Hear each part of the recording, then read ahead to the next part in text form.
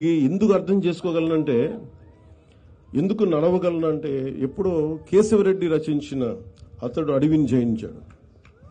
ఆ పుస్తకం చదివితే తప్పిపోయిన చుక్క పందుల కోసం అతను ఎంత కష్టపడ్డాడు అంటే, మనం ఇక్కడ మణులు మాణిక్యాల కోసం కష్టపడతాం.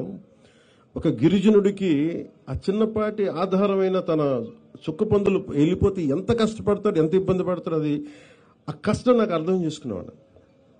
అంటే ఎంత ఇబ్బందులు పడతారు.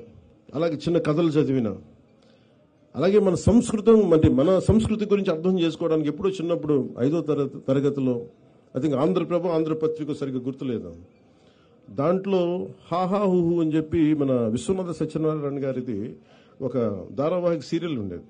నాకు ఎందుకు గుర్తుండిపోయిందంటే, ఏదో ఒక విదేశాల్లో పెద్ద బహుళంతస్తులు ఉన్న ఒక సెంటర్లో ఒక అశ్వముఖంతో ఉన్న మనిషి శరీరంతో ఒక గంధర్వుడు పడిపోయి ఉంటాడు, ఇలా మూర్ఛ పడిపోయి ఉంటాడు. ఆ ఫోటో చూశాను, అది చదివి దాన్ని చదవడం స్టార్ట్ చేశాను.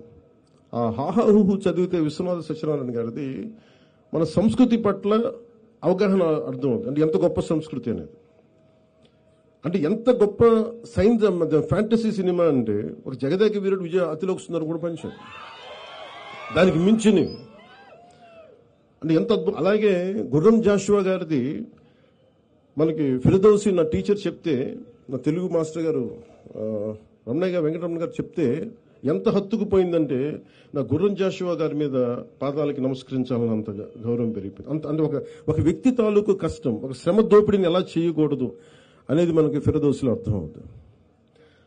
అలాగే ఒక అడ్వెంచర్ అంటే ఇష్టం, ఎలా చేయాలనుకున్నప్పుడు చివుకుల పురుషోత్తం గారిది, ఆయన బాల సాహిత్యం నాకు తెలియదప్పుడు, బంగారం చేయడం ఎలా అని అది చదివినప్పుడు నాకు కూడా ఇంట్లో నుంచి పారిపోయి బంగారం ఎలా చేస్తే మన ఇంట్లో తీసుకొని తెచ్చేసుకోవచ్చు అనేది ఒక ఫ్యాంటసీ మైండ్ అన్నమాట. అలాగే ఇంకొంచెం వయసు వచ్చాక ఏది పాపం అని చివుకుల పురుషోత్తం గారిని చదివినప్పుడు ఎంతెంత కష్టాలు పడాలి, ఏమేమి నలుగుతారు మనుషులు అని.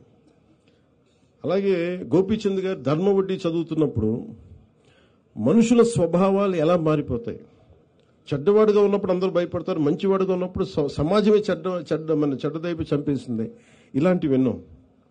ఇలా ఒక్కొక్క పుస్తకం చదువుతున్నప్పుడు లోపల చాలా తెలియని భావాలు, మనకు సమాజం పట్ల అవగాహన, ఇవన్నీ మనకి కదులుతూ ఉంటాయి.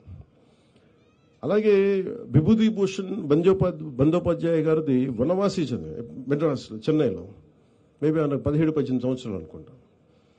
చదువుతున్నప్పుడు ఒక రచయిత కళ్ళకు కట్టినట్టుగా, ఒక అడవిలోకి వెళ్తే మోదుగు పూలు ఎలా వికసించుకున్నాయి, అది ఏదో అడవి దహించుకుపోతున్నట్టుందా, ఇలాంటి వర్ణన నన్ను కదిలించేసేది. నన్ను అందుకునే ఒక ప్రకృతి ప్రేమికుని చేసింది వనవాసి అనే ఒక నవల విభూతి భూషణ్ బందోపాధ్యాయ గారు రాసింది.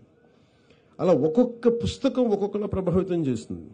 అఫ్కోర్స్ దాంతోపాటు ఆంగ్ల సాహిత్యం కానీ క్లాసిక్స్ కానీ ఒక్కటి మటుకు నేను చెప్పగలను, తెలుగు సాహిత్యం మామూలు మన అదృష్టవంతులు కాదు. తెలుగు భాషలో మనందరం తెలుగు వారిగా పుట్టడం, అసలు ఎంత అద్భుతమైన సాహిత్యం ఉంది అంటే, ఎంత అద్భుతమైన సాహిత్యం ఉందంటే మనం నేర్చుకోవాలి, చదవాలి. కానీ మన మైండ్స్ ఎంత ఓపెన్ అప్ అవుతాయో మనకి ఊహించలేము మనం.